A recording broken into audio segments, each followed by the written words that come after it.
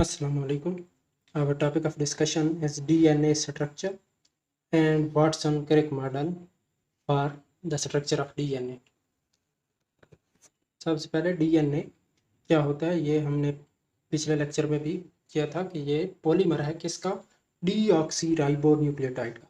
Nucleotide बनाना या nucleotide क्या होता है वो हमने किया था लास्ट लेक्चर में। तो वो ये हर नाइट्रोजन बेस पे जो न्यूक्लियोटाइड्स बनते हैं वो दिए गए हैं। उसके साथ साथ ये जो हमने दो चीज़ें ये की थी, फास्फेट और शुगर, डीऑक्सीराइबोस शुगर होती है हमारे पास, ये हमने कंफर्म किया था पिछले लेक्चर में। और ये एक चीज़ चेंज हो रही होती है ऊपर, हर न्यूक्लियोटाइड के लिए चेंज हो सकता है। नाइट्रोजन बेसेस जो कि 4 थी, तो उस बेस पे ये न्यूक्लियोटाइड्स के नाम भी दिए गए हैं। पहला जो है डीऑक्सी एडिनाइलेट, एडिनाइलेट पूरे इस मॉलिक्यूल को कहते हैं। और डीऑक्सी क्यों कह रहे हैं, ये जो राइबोस शुगर है ये डीऑक्सी है इस वजह से। नीचे ये डीऑक्सी एडिनोसिन 5 मोनोफॉस्फेट। अच्छा, अब ये जो कलर्ड पार्ट है ना सब के, जो शुगर और उसके साथ साथ नाइट्रोजन बेस, तो हम इसे क्या कहते हैं, ये क्या होती है, न्यूक्लियोसाइड। ये ऑरेंज पार्ट जो है सब ये न्यूक्लियोसाइड्स हैं, साथ फास्फेट अटैच कर दिया जाए तो वो न्यूक्लियोटाइड है। न्यूक्लियोसाइड जो है उसका नाम ये दिया गया है deoxy adenosine, deoxy guanosine, deoxy thymidine और डीऑक्सीसाइटिडीन। और साथ फास्फेट एक अटैच है तो मोनोफास्फेट। मतलब न्यूक्लियोटाइड का नाम इस न्यूक्लियोसाइड बेस पे भी हम कर सकते हैं, और उसके अलावा सिंपल भी कर सकते हैं कि डीऑक्सी एडिनाइलेट भी कह सकते हैं। ये इनकी टर्मिनोलॉजी थी या नेमिंग थी। और ये इनके साथ रिप्रेजेंटेशन के लिए जो सिंबल्स हैं वो भी दी गई हैं। ये डी इसीलिए सबके साथ CMP TMP के साथ डी क्यों लिखा गया, डीऑक्सी की वजह से। डीऑक्सी, टी से थाइमिडीन, या एम से मोनो, पी से फास्फेट, थाइमिडीन मोनोफास्फेट। नेक्स्ट, अब हमने जैसे कि कहा कि ये पॉलीमर है, तो पॉलीमर कैसे बनता है, दो न्यूक्लियोटाइड आपस में किस तरह जुड़ते हैं। दो न्यूक्लियोटाइड जो हैं हमारे पास वो जुड़ते हैं फास्फोडाइएस्टर बॉन्ड या फास्फोडाइएस्टर लिंकेज या फास्फोडाइएस्टर ब्रिज कहते हैं। ये उसका लिखा गया है कि 3 कार्बन और 5 कार्बन के दरमियान एक फास्फोडाइएस्टर ब्रिज बनता है। अब देखना कि 3 कार्बन किसकी, राइबोज शुगर की। ये हमारे पास एक न्यूक्लियोटाइड है या न्यूक्लियोसाइड कह सकते हैं कि, और ये राइबोज शुगर है, इसके ऊपर इधर फास्फेट अटैच है। बल्कि हम इधर से देख लेते हैं, गुआनिन है, साथ राइबोज शुगर है और ये साथ फास्फेट है। इसी तरह दूसरा ये थाइमीन जो है नाइट्रोजन बेस, राइबोज शुगर और साथ फास्फेट। तो ये तीन चीज़ों से मिल के बन रहा है हमारे पास दो न्यूक्लियोटाइड्स, ये आपस में पूरी दो न्यूक्लियोटाइड्स। अब इन दो न्यूक्लियोटाइड्स को आपस में ज्वाइन करना है तो किस लिंकेज के जरिए, फास्फोडाइएस्टर लिंकेज। अच्छा, हम एक चीज़, एस्टर बॉन्ड क्या होता है, RC डबल बॉन्ड O और O और R, ये सिंपल कार्बन का एस्टर बॉन्ड था। लेकिन जब हम फास्फोडाइएस्टर बॉन्ड का कहते हैं तो उसमें ये आता है ROPO,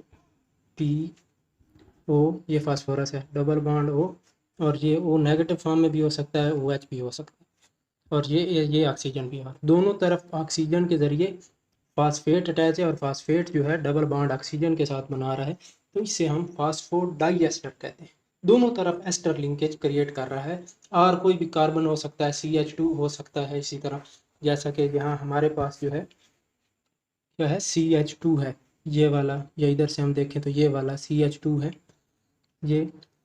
और थर्ड कार्बन क्या है, एक राइबोज शुगर की, या एक न्यूक्लियोटाइड की जो राइबोज ऊपर, वो क्या है, थर्ड कार्बन, और निचले की 5 कार्बन, फिफ्थ कार्बन। तो इसीलिए हमने क्या है 3,5 फास्फोडाइएस्टर लिंकेज। नेक्स्ट हम एक यूज़ करते हैं चीज़ 5 प्राइम एंड और 3rd prime and.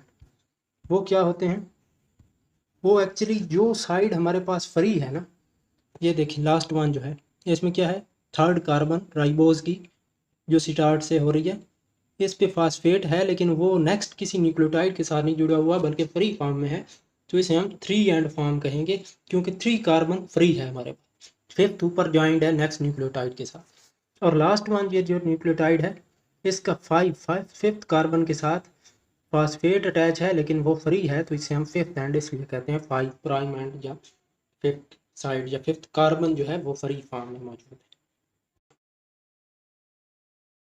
DNA double helix के स्ट्रक्चर को समझने के लिए एक मॉडल है हमारे पास, वाटसन क्रिक मॉडल इसको कहा जाता है। 2 साइंटिस्ट है, जेम्स वाटसन या जेम्स डी वाटसन और फ्रांसिस क्रिक। इन्होंने 1953 में एक मॉडल बनाया था डीएनए का स्ट्रक्चर का, और इन्होंने इस मॉडल बनाने पर उन्होंने कहा था कि ये जो डीएनए डबल हेलिक्स है, डबल हेलिकल एक्चुअली ये स्ट्रक्चर है, हेलिकल हेलिक्स जैसे कोई भी कॉइल हो सकती है हम कह सकते हैं, लेकिन स्ट्रेच्ड कॉइल जैसे ये साइड पे बना हुआ है कॉइल्ड फॉर्म है, हेलिक्स फॉर्म है। तो ये कैसे होती है, लैडर, ट्विस्टेड लैडर। लैडर क्या होती है, एक सीढ़ी इस तरह की, ये लैडर, हम इसे लैडर कहते हैं। तो लैडर को अगर हम ट्विस्ट कर दें, उसको उसमें स्प्रिंग की तरह ट्विस्ट डाल दें, हेलिकल उसे बना दें, तो वो सेम स्ट्रक्चर इस तरह बनेगा जैसे डीएनए का होता है। तो कोई सैलिएंट फीचर्स पेश किए थे इन्होंने वाटसन और क्रिक ने अपने मॉडल में, तो वो हम आगे उनको स्टडी करते हैं। पहले 2 फीचर, नंबर 1 जो फीचर उन्होंने कहा डबल हेलिक्स है, वो तो पहले बात हो चुकी है, यानी कि 2 कॉइल्स आपस में इंटरकनेक्टेड हैं दरमियान में से, डबल हेलिक्स। उसके बाद consist of 2 polydeoxyribonucleotide, deoxyribonucleotide की हमने बात की, और पोली मतलब ज़्यादा सारे आपस में ज्वाइंट हैं और 2 हैं एक दूसरे के मुकाबिल जा रहे हैं। Twisted around each other on a common axis, same axis है उसके इर्द गिर्द ये घूमे हुए हैं एक दूसरे के ऊपर। दूसरा पॉइंट क्या है कि the 2 strands are anti parallel.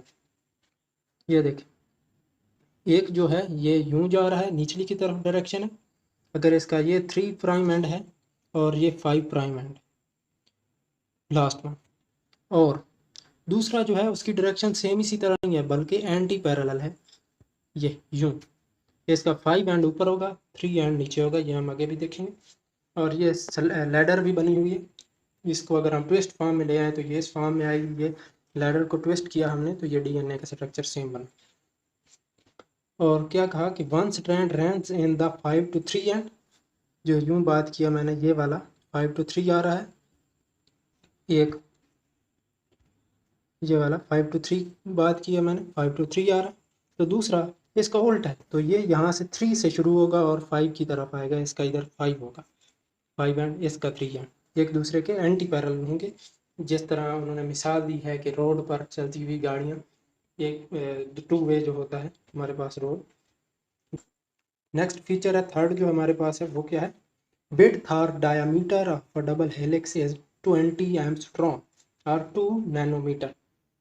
Angstrom mostly unit use किया जाता है, इसकी जो नोटेशन है एंगस्ट्रॉम की वो है 10⁻⁻10, 10 की पावर -10, और जो नैनोमीटर होता है उसकी 10⁻⁹, 10 की ताकत -9। तो ये उनकी वैल्यूज़ उसके हिसाब से दी हुई हैं, अगर 20 एंगस्ट्रॉम हो तो वो इक्वल बनता है 2 नैनोमीटर का। और उन्होंने क्या कहा है कि जो डायामीटर है टोटल, ये चौड़ाई इस पूरे की जो हमारे पास है, ये 2 नैनोमीटर दिया गया है, एक पूरे हेलिक्स जो घूम रहा होता है उसका डायामीटर। नेक्स्ट जो 4th फीचर बताया गया वो है ईच टर्न। टर्न क्या है, टर्न एक असल में जो होता है एक पूरा राउंड इस तरह और दूसरा भी इस तरह, ये एक पूरा जिस तरह टर्न है, या ये यूं बयान किया गया है इतना बड़ा टर्न, ये 3.4 नैनोमीटर लेंथ होती है इसमें, किसकी, एक टर्न की। और एक टर्न में टोटल जो बेस पेयर या जो न्यूक्लियोटाइड्स के पेयर हैं, न्यूक्लियोटाइड्स ये हमारे पास दी गई हैं, ये एक शुगर है, साथ फास्फेट है और ये थाइमीन है। दूसरी तरफ जो ये शुगर है, ये फास्फेट है, ये एडिनिन है, तो ये आपस में हाइड्रोजन बॉन्ड ये दरमियान में बनाया हुआ है एडिनिन और थाइमीन के दरमियान, ये आगे हम एक्सप्लेनेशन भी करेंगे। और ये पूरा एक जो पैरेलल चीज़ें दो हैं, दो न्यूक्लियोटाइड्स हैं, इनको एक हम न्यूक्लियोटाइड पेयर कहेंगे। तो ये एक टर्न में टोटल 10 होते हैं। नेक्स्ट बताया गया है कि जो ईच पेयर ऑफ है, बेस पेयर भी कह सकते हैं, न्यूक्लियोटाइड पेयर भी कह सकते हैं। ये न्यूक्लियोटाइड पेयर एक है और दूसरा ये है। इनके दरमियान जो फासला है ये इधर भी बताया गया 0.34 नैनो पेयर्स या न्यूक्लियोटाइड पेयर्स ये वाले, इनके दरमियान ये 0.34 नैनोमीटर डिस्टेंस है या दरमियान में सेपरेशन है इतनी। नेक्स्ट फीचर हमारे पास fifth, each strand of DNA is a hydrophilic deoxyribose phosphate backbone और ऑन द आउटसाइड यानी कि बैरूनी तरफ, and the hydrophobic bases are stacked inside. उनकी बात का मतलब ये है कि जो हमारे पास राइबोज शुगर है या फास्फेट है वो हाइड्रोफिलिक होते हैं और वो एक्सटर्नली पाए जाते हैं बैकबोन में। ये देखें, ये शुगर है, ये phosphate, sugar phosphate, sugar phosphate, ये बैकबोन बना रहे हैं दोनों अतराफ से, शुगर फास्फेट, शुगर फास्फेट। और दरमियान में ये हमारे पास न्यूक्लियोटाइड्स का जो दरमियानी हिस्सा आएगा, ये दो अंदरूनी तरफ आएगा न्यूक्लियोटाइड का हिस्सा, वो हाइड्रोफोबिक होगा और वो क्या रखेगा, ये नाइट्रोजन बेसिस, एडेनिन थायामीन है, गुआनिन साइटोसिन है, थायमीन और थाइमिडीन और एडेनिन है। इसी तरह मतलब जो हाइड्रोफिलिक पार्ट होगा वो बैक बोन बनाएगा, बैरूनी तरफ या पेरिफेरल तौर पर पाया जाएगा जिसमें शुगर और फास्फेट शामिल है, और जो इंटरनली हाइड्रोफोबिक्स कोर बनाएगा या स्टैक्ड पार्ट होगा वो होगा नाइट्रोजन बेसिस का। नेक्स्ट हमारे पास जो पॉइंट है 6, वो है the two polynucleotide chains are not identical but complementary to each other due to base pairing. उन्होंने क्या कहा कि ये दोनों जो स्ट्रैंड्स हैं, एक ये दो एक दूसरे के एंटी पैरेलल जा रहे हैं, ये सेम नहीं है बिल्कुल। क्यों? इनमें ये देखें, इसके साथ जो एडिनिन है, ये जो न्यूक्लियोटाइड है वो एडिनोसिन है, एडिनोसिन मोनोफास्फेट है, और दूसरी तरफ जो दूसरे वाले के सामने, इसी के सामने जो है वो थाइमीन है, तो वो थाइमिडीन मोनोफास्फेट है, या जो न्यूक्लियोटाइड है वो डिफरेंट है, लेकिन नाइट्रोजन बेस के डिफरेंस होने की वजह से, लेकिन ये एक दूसरे की कंप्लीमेंट्री मतलब कंप्लीमेंट देना, इसमें जो चीज़ आएगी उसके हिसाब से सामने आएगा। ये आगे भी हम देखेंगे कि जो एडिनिन है वो थाइमीन के साथ जॉइंट होता है, और गुआनिन जो है वो साइटोसिन के साथ अटैच होता है। गुआनिन एडिनिन के साथ अटैच नहीं होता और साइटोसिन वो थाइमीन के साथ नहीं अटैच होता। इसी तरह ये डिफरेंस आ रहे हैं, थाइमीन एडिनिन जो आपस में जॉइन होंगे, गुआनिन साइटोसिन आपस में अटैच होंगे, यानी कि जो चीज़ इधर होगी उसके हिसाब से दूसरी साइड पे न्यूक्लियोटाइड आएगा या बेस पेयर, जब जो नाइट्रोजन बेस है वो उसके हिसाब से आएगी। तो मतलब ये कंप्लीमेंट देगा दूसरे को, एक दूसरे के कंप्लीमेंट्री होंगे, एक दूसरे के हिसाब से इनमें चेंजेस आ रही होंगी, लेकिन ये बिल्कुल आइडेंटिकल नहीं होंगे। नेक्स्ट हमारे पास जो 7th फीचर है वो ये है कि the two strands are held together by hydrogen bonds formed by complementary base pairs. Complementary की अभी हमने बात की है, एक दूसरे को पहचान के उसके हिसाब से ये इनके दरमियान जॉइनिंग होती है, और हाइड्रोजन बॉन्डिंग दरमियान में पाई जाती है जो नाइट्रोजन बेसेस को जॉइंट करती है, दो स्ट्रैंड्स को आपस में जॉइनिंग फ्राम करती है, वो क्या है, हाइड्रोजन बॉन्डिंग। अब हाइड्रोजन बॉन्डिंग क्या है कि एडिनिन और थाइमीन के साथ जो बॉन्डिंग पेयर आपस में बनेगी, ये जो पहला हमारे पास दिया गया है, मतलब 2 हाइड्रोजन बॉन्ड्स होंगे इनके दरमियान एडिनिन और थाइमीन के साथ, जबकि गुआनिन और साइटोसिन के साथ ये ट्रिपल बॉन्ड आएगा, 3 हाइड्रोजन बॉन्ड्स आएंगे, बन रहे होंगे, ये साइड पे भी बनाए गए हैं, ये थाइमीन और एडिनिन के दरमियान 2 हाइड्रोजन बॉन्ड्स, और साइटोसिन और गुआनिन के दरमियान 3 हाइड्रोजन बॉन्ड्स बने। इसी तरह आगे ये बताया गया है 8th फीचर में हमें जो हाइड्रोजन बॉन्ड्स हैं हमारे between a purine and pyrimidine, हमने क्या क्या कहा था कि प्यूरिन्स जो हैं हमारे पास वो कौन सी हैं, एडिनिन और गुआनिन, जो पायरिमिडीन्स हैं वो हैं थाइमीन और साइटोसिन। तो थाइमीन और साइटोसिन आपस में बॉन्ड नहीं बना सकता हाइड्रोजन बॉन्डिंग, क्योंकि उनकी सेपरेशन ज़्यादा हो जाती है during the double helical formation. और दो प्यूरिन्स जैसा कि गुआनिन और एडिनिन ये आपस में ज्वाइन नहीं हो सकते, तो लिहाजा ये कंप्लीमेंट्री सिर्फ एडिनिन थायामीन या थायामीन एडिनिन ये जो बने हुए हैं दो इस फॉर्म में आ सकता है। या दूसरी जो कंडीशन है गुआनिन साइटोसिन के दरमियान ट्रिपल बॉन्ड, या साइटोसिन और गुआनिन आपस में क्या बनाएंगे 3 हाइड्रोजन बॉन्ड्स, और एडिनिन और थायामीन के दरमियान 2 हाइड्रोजन बॉन्ड्स, और ये जॉइनिंग होगी 2 स्ट्रैंड्स की आपस में, और हेलिकल स्ट्रक्चर में इसकी बहुत किरदार अदा करे। नेक्स्ट हमारे पास है 9th फीचर जो वो क्या है कि the complementary base pairing in DNA helix proves Chargaff's rule. Erwin Chargaff एक साइंटिस्ट थे, उन्होंने 1940s में एनालाइज किया था कि इसको डीएनए हाइड्रोलाइसेट्स। हाइड्रोलाइसेट्स का मतलब क्या है, जो उसने डीएनए पूरे को हाइड्रोलाइज किया, यानी कि तोड़ा किन में, न्यूक्लियोटाइड्स में। न्यूक्लियोटाइड्स को तोड़ के और फिर उसको और ज़्यादा हाइड्रोलाइसिस की जाए तो उसकी नाइट्रोजन बेसेस अलग हो जाती हैं, राइबोस शुगर अलग हो जाता है, फॉस्फेट अलग हो गया। तो उसने वो उसकी क्वांटिटेटिवली एनालिसिस की, तो उसने देखा कि डीएनए में जो एडिनिन के रेजिड्यूज थे, जहाँ नंबर ऑफ मोल्स थे वो बराबर आ रहे थे थाइमीन के, जबकि जो गुआनिन के रेजिड्यूज थे वो बराबर आ रहे थे साइटोसिन के रेजिड्यूज या मोल्स के। मोल्स भी कह सकते हैं रेजिड्यूज, यानी कि उनकी वैल्यूज तकरीबन बराबर आ रही थी किसी भी एनिमल या किसी भी ऑर्गेनिज्म में। तो हाँ, लेकिन ये इनकी नंबरिंग वगैरह या इनकी जो क्वांटिटी थी यह डिफरेंट ऑर्गेनिज्म में डिफरेंट है, लेकिन जिस ऑर्गेनिज्म में एडिनिन फर्ज कर लें 20% था तो उसमें थाइमीन भी 20% था। इसी तरह अगर गुआनिन 40% था तो उसी तरह साइटोसिन भी 40% थे। इसी तरह उसने कहा कि ये जी इक्वलेंस है इनके दरमियान प्यूरिन्स और पायरिमिडीन्स के दरमियान, जितनी एडिनिन है उतनी थाइमीन है और जितनी गुआनिन है उतनी साइटोसिन है।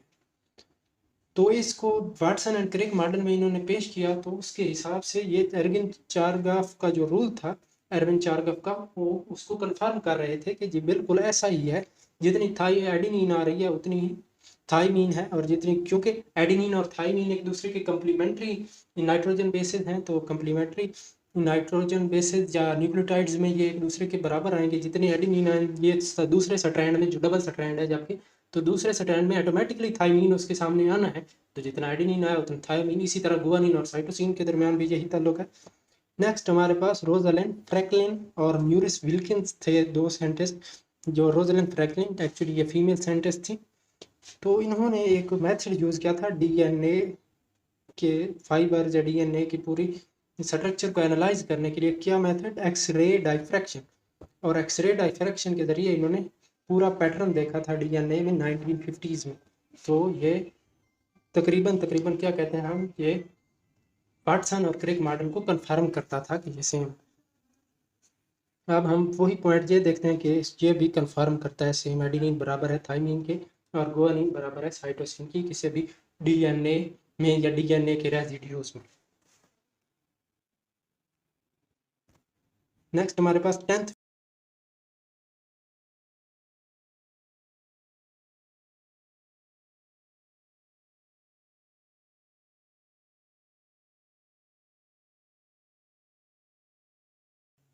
ये सेंस स्ट्रैंड है, ये टेम्पलेट स्ट्रैंड है, और दूसरा नॉन सेंस टेम्पलेट। क्या होगा कि हमारे पास ये दो स्ट्रैंड हैं जो कि हम डबल हेलिक्स कहते हैं, क्योंकि दो स्ट्रैंड होते हैं DNA. During the formation of RNA या ड्यूरिंग द ट्रांसक्रिप्शन, आरएनए जो है वो एक स्ट्रैंड के सामने बन रहा होता है, एक स्ट्रैंड के कंप्लीमेंट्री बन रहा होता है, और जो दूसरा स्ट्रैंड होता है वो क्या होता है, बिल्कुल फ्री होता है। उसकी आगे इन्फॉर्मेशन तो ट्रांसफ़र नहीं हो रही होती, लेकिन उसके हिसाब से आरएनए तो बन रहा है उसके सामने। तो हम ये कहते हैं कि एक जो स्ट्रैंड हमारे पास है वो एज अ टेम्पलेट यूज़ होता है, किसको, जेनेटिक इन्फॉर्मेशन को ट्रांसफ़र करने में या आगे यूज़ करने के लिए। किसके लिए, प्रोटीन सिंथेसिस, ट्रांसक्रिप्शन से मैसेंजर आरएनए बनेगा, फिर मैसेंजर आरएनए जाकर राइबोसोम के साथ अटैच होकर वहाँ पे ट्रांसलेशन के जरिए प्रोटीन सिंथेसिस करवाएगा। दूसरी बात इसी में ये लिखी गई है कि जो डबल हेलिक्स है इसमें ग्रूव्स आ रहे होते हैं। ग्रूव्स क्या होती हैं, खाइयाँ या हमें जिसे डिप कहते हैं इंग्लिश में, वो क्या होती है, ये देखें, ये हेलिक्स बन रहा है तो ये एक खाई बन रही है, दूसरी तरफ से ये छोटी बन रही। तो ये जो ग्रेटर वन बन रही है ये है मेजर ग्रूव, ये जो स्मॉलर वन बन रही है ये माइनर ग्रूव है। ये पीछे हमने देखा भी है, ये वाला, ये मेजर ग्रूव है, ये माइनर ग्रूव। तो उन्होंने कहा है कि ये जो है ये फॉर्म होती हैं, इनकी नेमिंग दी गई है स्पेस पे। और क्या हुआ है, इनका मकसद क्या है या इनका फ़ायदा क्या होता है, इनका फ़ायदा ये होता है कि जो प्रोटीन अटैच होती हैं स्टोन प्रोटीन्स और non stone proteins during the compaction या during the chromosome formation in the nucleus, तो वो प्रोटीन्स जो हैं यहाँ पे आके कंपैक्टली अटैच होती हैं, ना कि वो अंदरले किसी स्ट्रक्चर को, जो अंदरले जो बेस पेयर हैं या जो न्यूक्लियोटाइड्स हैं या जो अंदरूनी तौर पर नाइट्रोजन बेसिस हैं उनको नुकसान पहुँचाएं। उसकी बजाय ये क्या होती हैं, एक्सटर्नली तौर पर बैकबोन के साथ ये इन ग्रूव्स में फिट आ जाती हैं और एक कंपैक्ट स्ट्रक्चर बनाने में मदद फराहम करती हैं। तीसरी बात भी हम यहाँ पे एक देख सकते हैं, वो ये है कि जो वाटसन एंड क्रिक मॉडल था उसके मुताबिक ये था कि जो हमारे पास डीएनए की रेप्लिकेशन है, जब एक डीएनए से दूसरा 2 डीएनए न्यू बनने हैं तो वो क्या है, सेमी कंजर्वेटिव। सेमी कंजर्वेटिव आधा कंजर्व और आधा नया, मतलब ये 2 स्ट्रैंड्स हैं एक डीएनए के और नए 4 बनने हैं, 2 न्यू। तो एक जो है स्ट्रैंड इसका होगा पहले वाले का और एक साथ न्यू बनेगा। ये देखिए 2 बने हैं लेकिन एक पहले वाले का था और एक न्यू बना है। इसी तरह दूसरी साइड पे भी पहले वाला एक स्ट्रैंड और एक न्यू। तो इस प्रोसेस, ये इस तरीकाकार को हम सेमी कंजर्वेटिव रेप्लिकेशन, जैसे कंजर्वेटिव डीएनए की फॉर्मेशन होती है। तो ये हमारे पास डॉटर जो डीएनए है, ये डॉटर जो स्ट्रैंड्स हैं 2 न्यू बने हैं और 2 पुराने थे और एक एक करके ये गए हैं न्यू वंस में। तो यहाँ पे हमारा कंप्लीट होता है आज का काम। आप इसकी स्लाइड्स वगैरह और उसके साथ साथ इसकी रिलेटेड वीडियोस जो हैं उनके लिंक्स डिस्क्रिप्शन से हासिल कर सकते हैं।